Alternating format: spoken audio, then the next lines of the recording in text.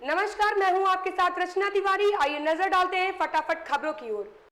राजधानी लखनऊ में समाजवादी पार्टी के पिछड़ा वर्ग सम्मेलन में एक युवक ने सपा नेता स्वामी प्रसाद मौर्य पर हमला कर दिया। उसने स्वामी प्रसाद पर जूता भी फेंका। इससे सम्मेलन में हंगामा मच गया। सपा कार्यकर्ताओं ने युवक को पकड़ लिया और जमकर पिटाई कर दी। युवक की पहचान आशीष सैनी के रूप में हुई है। उसका कहना है कि वह हिंदू धर्म के बारे में की गई स्वामी प्रसाद मौर्य की टिप्पणियों से आहत था। पुलिस उसे गिरफ्तार कर विभूति खंड थाने ले गई है।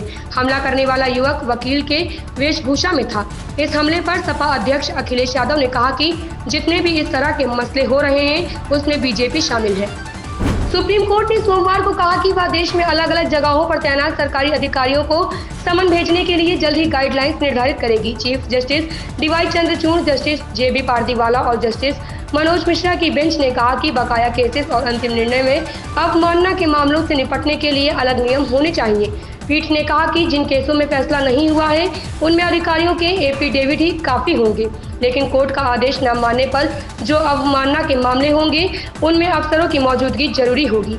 छत्तीसगढ़ के मुख्यमंत्री भूपेश बघेल बिलासपुर में मीडिया कर्मियों से बात कर रहे थे, तभी उनके पैर के नीचे एक सांप आ गया। सांप के यहां आ जाने से वहां मौजूद लोगों में हड़कंप मच गया। इस दौरान सीएम बघेल ने लोगों को कहा कि सांप को मत मारो, बचपन में हम सांप को जेब में डालकर चलते थे, इसे जाने दो। मीडिया कर्मियों से बात करने के दौरान सांप के आने का यह वीडियो सोशल मीडिया पर जमकर वायरल हो रहा है। सुप्रीम कोर्ट ने पश्चिम बंगाल सरकार को झटका दिया है। उसने नगर पालिका भर्ती अनियमितता मामले की जांच सीबीआई और ईडी से कराने के कलकत्ता हाईकोर्ट के आदेश को चुनौती देने वाली बंगाल सरकार की याचिका खारिज कर दी है। शिक्षक भर्ती घोटाले के बाद नगर पालिका की नियुक्ति में भी भ्रष्टाचार के आरोप लगे थे और कलकत्ता हाईकोर्ट में एक मामला दायर किया गया था। इसी मामले की सुनवाई करते हुए अप्रैल में न्यायाधीश अभिजीत गांगुली ने इसकी जाँच सीबीआई को सौंप दी थी। कभी शरद पवार के करीबी रहे दिलीप वलसे पाटिल ने अब अपने एक बयान में कुछ ऐसा कहा है जिससे शरद पवार के समर्थक नाराज हो सकते हैं। दरअसल दिलीप वलसे पाटिल ने शरद पवार के राजनीतिक कद पर सवाल उठाए हैं और तंज कसते हुए कहा कि शरद पवार कभी अपने दम पर राज्य में सरकार नहीं बना पाए हैं। पाटिल ने ये भी कहा है कि राज्य की राजनीति में जल्द ही भूचाल आने वाला है। मणिपुर हिंसा पर justice retired Geeta Mittal committee ने अपनी रिपोर्ट सुप्रीम कोर्ट को सौंप दी है। सुप्रीम कोर्ट ने बताया कि मणिपुर हिंसा को लेकर जस्टिस गीता मित्तल की कमेटी ने 3 रिपोर्ट सौंपी है। कोर्ट ने अब सॉलिसिटर जनरल तुषार मेहता को रिपोर्ट देखने और इस मामले में सहयोग देने को कहा है। बता दें कि मणिपुर हिंसा को लेकर सुप्रीम कोर्ट में याचिकाएं दायर हुई थी। इन याचिकाओं पर सुनवाई करते हुए सुप्रीम कोर्ट ने हाई कोर्ट की 3 पूर्व महिला जजों की एक कमेटी बनाई थी। बैंक ऑफ बड़ौदा द्वारा भाजपा सांसद सनी देओल के जुहू स्थित बंगले की नीलामी को रोक दिया गया है। अब इस पर विवाद गहराता जा रहा है। कांग्रेस ने नीलामी नोटिस वापस लेने पर पूछा कि इसे वापस लेने के लिए तकनीकी कारणों को किसने उकसाया है। कांग्रेस महासचिव जयराम रमेश ने कहा कि कल दोपहर को देश को पता चला कि बैंक ऑफ बड़ौदा ने भाजपा सांसद सनी देओल के जुहू स्थित आवास को नीलामी के लिए रखा है, क्योंकि उन्होंने 56 करोड़ रुपए का भुगतान नहीं किया। पूर्व अमेरिकी राष्ट्रपति डोनाल्ड ट्रंप ने एक बार फिर कुछ अमेरिकी उत्पादों पर भारत द्वारा उच्च कर टैक्स का मुद्दा उठाया है। उन्होंने अगले साल सत्ता में वापस आने पर भारत को कर लगाने की धमकी दी है। गौरतलब है, अमेरिका के राष्ट्रपति के रूप में अपने पहले कार्यकाल के दौरान ट्रंप ने भारत को ट्रैफिक किंग बताया था।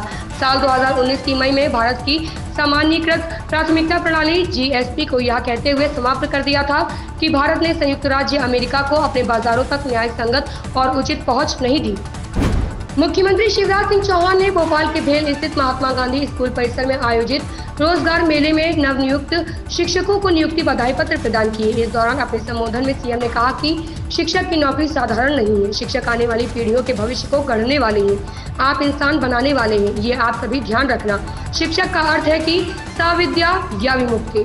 शिक्षा वो है जो इस लोक और परलोक से मुक्ति दिलाए, जो ज्ञान कौशल के साथ नागरिकता के संस्कार दे। सीएम ने कहा कि सबसे पहले मैं आप सबको हार्दिक शुभकामनाएं देता हूं। आप नव नियुक्त शिक्षक हैं।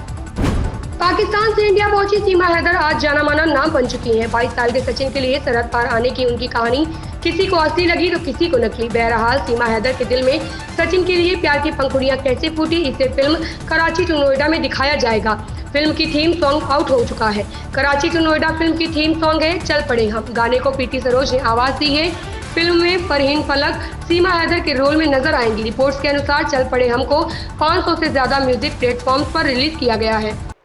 इन खबरों में बस इतना ही। बने रहिए हमारे साथ।